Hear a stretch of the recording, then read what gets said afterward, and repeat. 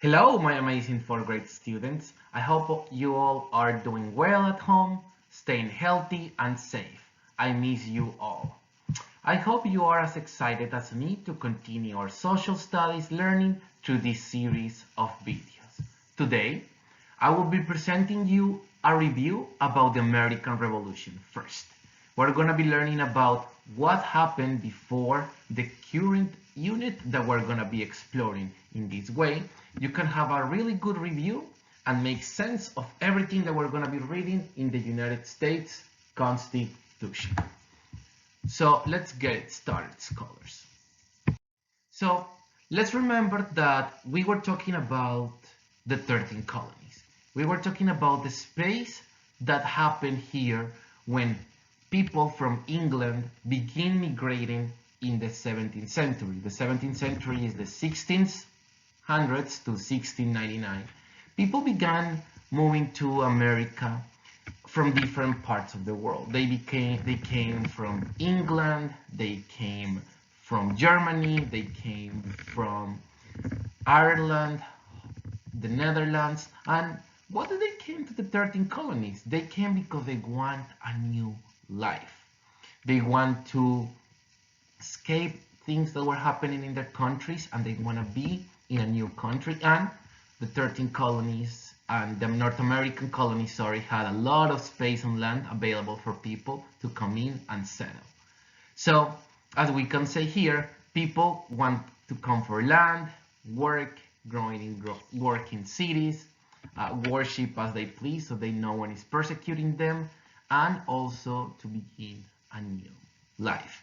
If you can remember who was in control of the 13 of this territory in North America, what will become the 13 colonies, it was Great Britain. They were the ones in control of this territory.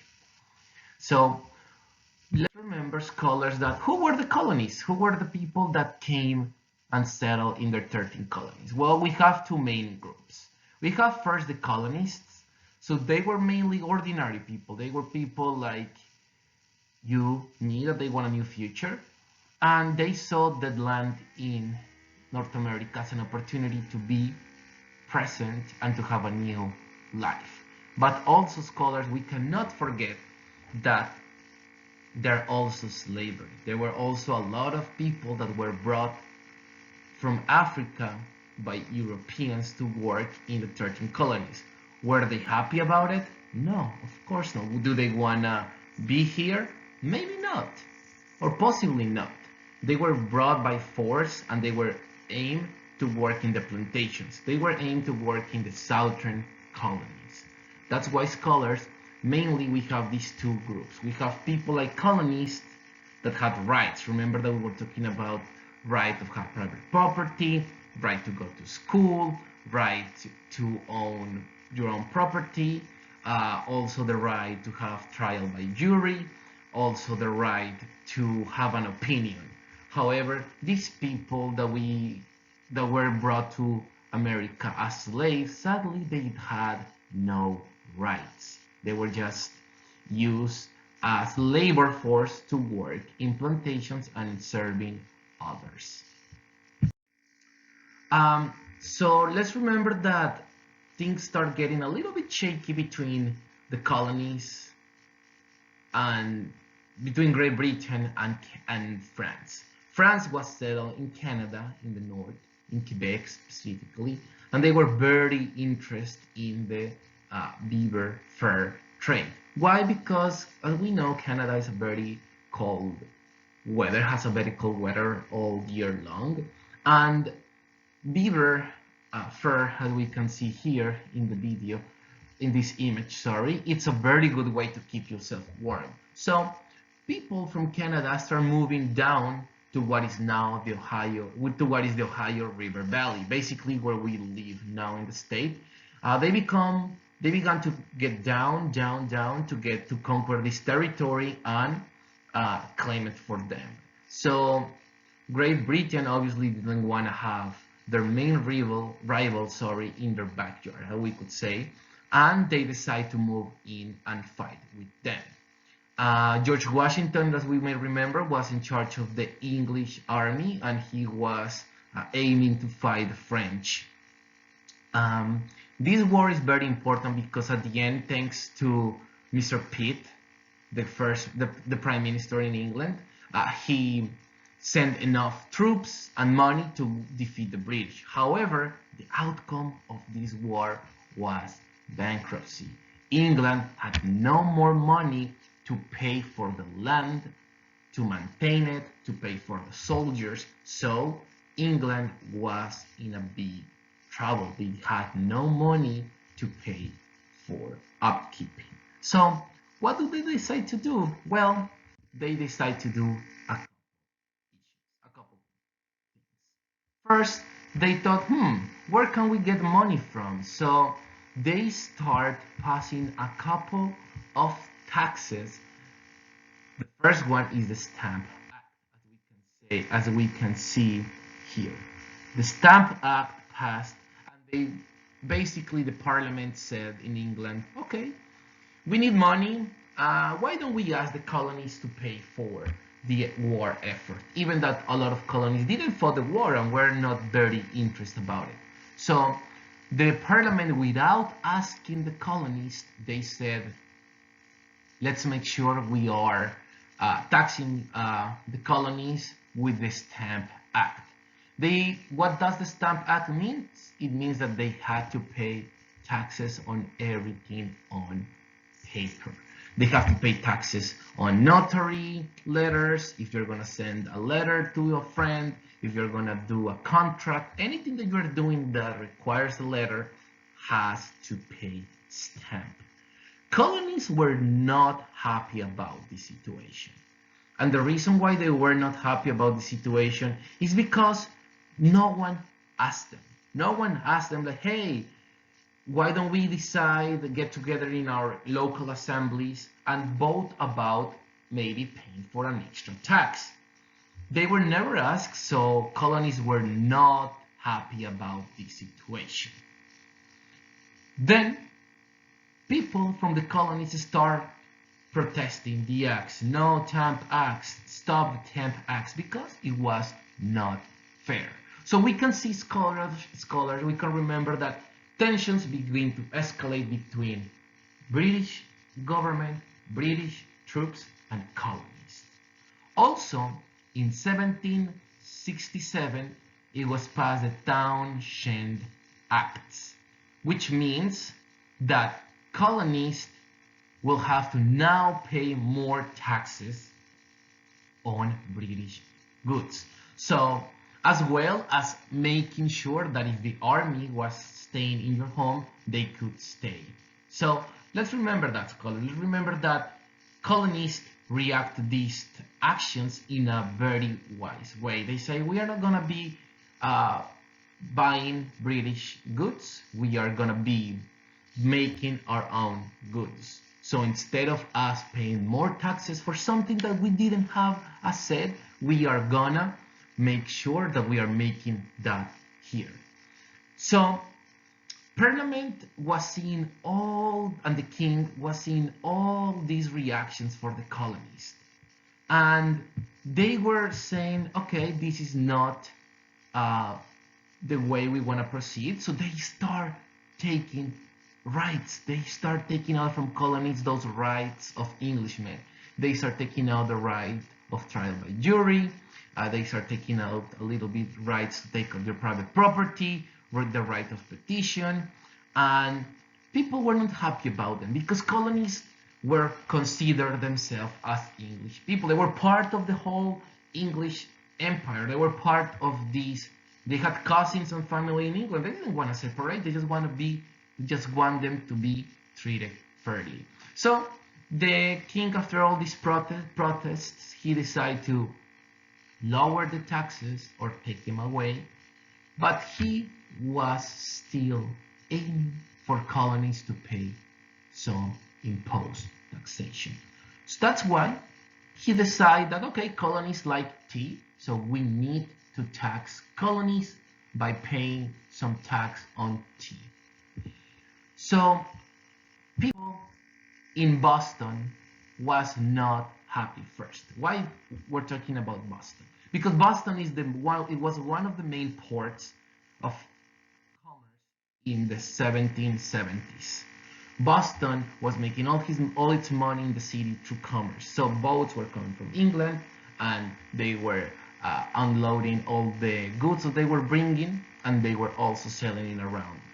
So colonies start to organize and said, we are not gonna agree with the Tea Act of 1773. We are not gonna be paying taxes, even if it's a tiny fraction of the total cost of the tea. We are not gonna pay for it.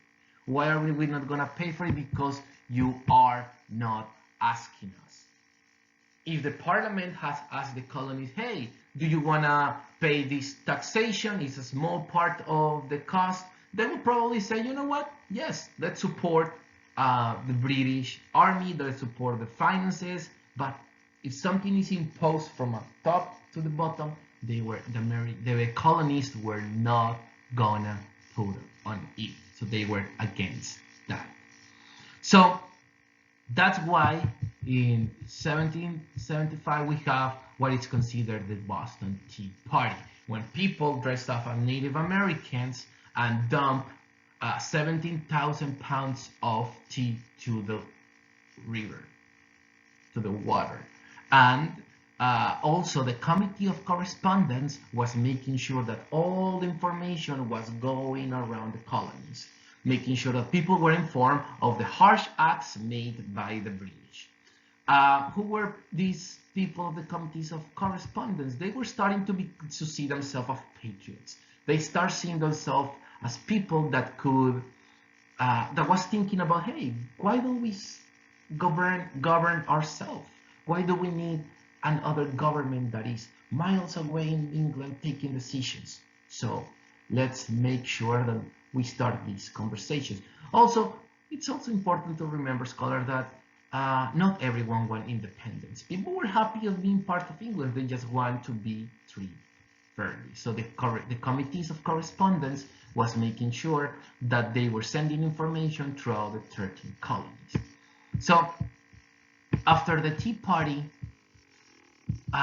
the British government created and passed the Intolerable Acts. They mean that the army came to Boston and took away all the self-governing power. That means that Boston was not longer an autonomous region of Massachusetts. It was not now autonomous. It was now under control of the British Army and British power. So Virginia and others start saying, hey, why don't we act together as 13 colonies to defend ourselves from this tyranny? That's why scholars, they meet in the First Continental Congress. In the First Continental Congress, the 13 colonies got together. They passed a series of actions of what to do with England. They start sending a petition to the king. They create the Declaration of Independence, like stating that the things that the king was doing incorrectly, stating that they were not going to put together with that, and asking for the king to reconsider his decisions. Obviously, he did not agree, and that's when conflict began. Conflict in the colonies began with the Battle of Concord and Lexington, and we remember Samuel Adams going through the doors, knocking, the British are coming, the British are coming. So the minutemen, remember, like people that, farmers, workers that grabbed their arms and were ready to fight really quick, were ready for action. So that's why scholars in 1775, the colonies met again, and they said, okay, we are going to, the Declaration of Independence was in 1776, in 1775, in 1776 in the second declaration with the Declaration of Independence, my mistake with that. And also scholars, let's remember that the Second Continental Congress was a more concrete effort from the 13 colonies to fight against the British power. They decide to name George Washington as their command of the Continental Army. And also Thomas Jefferson, created the Declaration of Independence in 1776. My mistake for the previous error. This Declaration of Independence outlined the reasons why the colonies want to separate from Great Britain. It emphasizing all the wrongs that Great Britain was doing with its action, and also it was trying to convince the colonies and people around the world that the American independence was necessary. So we can see here scholars, one part of the quote written by Thomas Jefferson in the Declaration of Independence. Then, as we remember, scholars, the battles continue. Then at the end of the conflict, the French army came and was part of the conflict, helping the colonists. They came after a series of victories by George Washington. Remember that we were saying that minutemen were fighting against the best army in the world, and they were able to defeat them because they were doing guerrilla warfare, and they were trying to extend as much as possible the confrontation without direct fighting. So the British were getting tired about it, and then George Washington, crossing the Delaware, surprised the British in Virginia, and he defeated them in the Battle of Yorktown. That's when America ended the war, the Revolutionary War. The Continental Army ended the war, and America then signed a treaty with England, and it became an independent country. So, after this quick recap, scholars, it's important to now think, what are the colonies gonna do after they gain independence? Okay, we are independent, 30 colonies are done. How are we gonna govern ourselves? How are we gonna make sure that we are making the same mistakes that the British government do? So for that, scholars, I want everyone to please open your reader in page 2, and you can be reading along me. I'm gonna be reading, and please make sure that you are listening and thinking about these two main points of today. What does our government means, and what are the main ideas contained in the Declaration of Independence? Okay, so let's start, scholars. The idea of self-rule. Self-determination. American belief in self-government got to its start more than 200 years ago, during a time when colonists in the 13 colonies became frustrated that they had not say in the British government policies that were affecting their liberties. The idea was further developed by Thomas Jefferson when he wrote the Declaration of Independence, and these ideas were fought for during the American Revolution. These revolutionary ideas were then set down in the Constitution of the United States. One of the ideas Jefferson wrote about is that all men are created equal.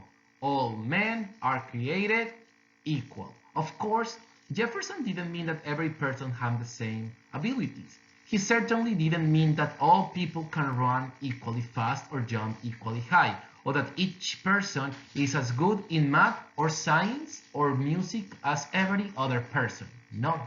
What Jefferson meant is that each person is born with the same rights,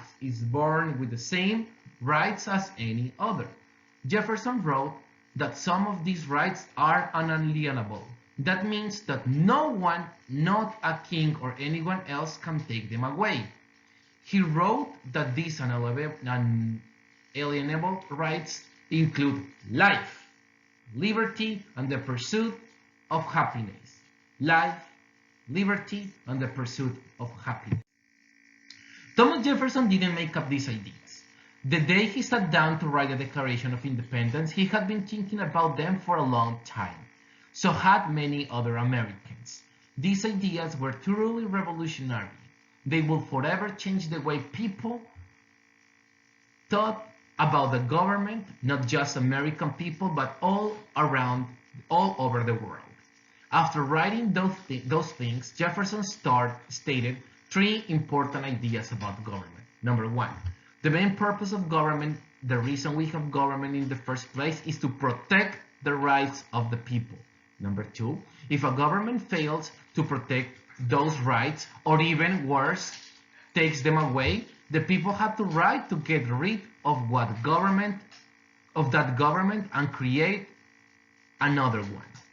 Wasn't that what the American Revolution was about? Government get their just powers from the consent of the governed. In other words, the power of government comes from the people themselves.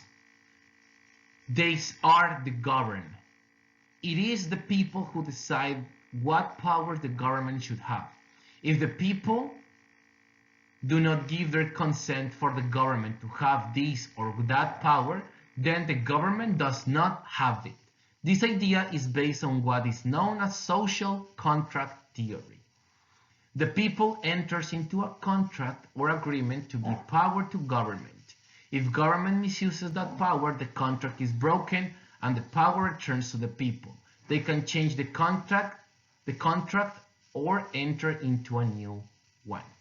Now, that is a powerful idea. It is one of the most important ideas in all human history. Limited government. The idea of limited government was the idea that people should have the right to limit or restrict the power of their government. In 1776, when Jefferson wrote the Declaration, this was not a brand new idea. Few people in Europe had written books about it. A few nations, including England, had even taken steps toward limited government. For the most part, however, the idea has not been put into practice. Kings, conquerors, and tyrants of all kinds have been ruling government for hundreds of years without asking ordinary people for their consent. Some rulers even claimed they got their powers from God. These were called divine right rulers. The needs and wants of ordinary people simply were not important to these rulers.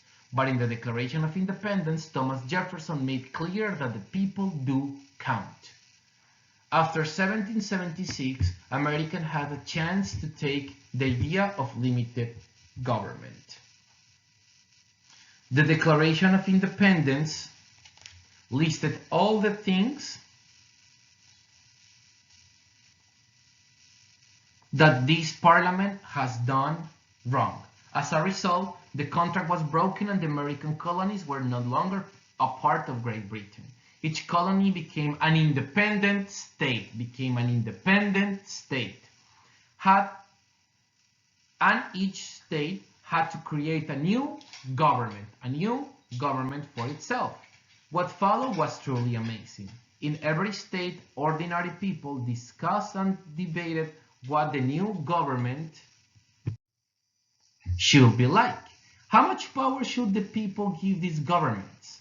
What is the best way to protect the rights of the people? Which of the old British ways should be preserved? How long should our representatives be in government? How should they be chosen? Should our state have a governor?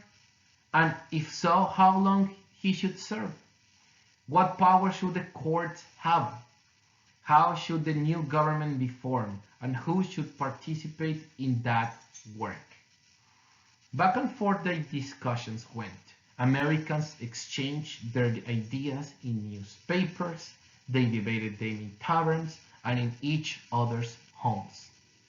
The old colonial assemblies held special meetings to discuss what to do next.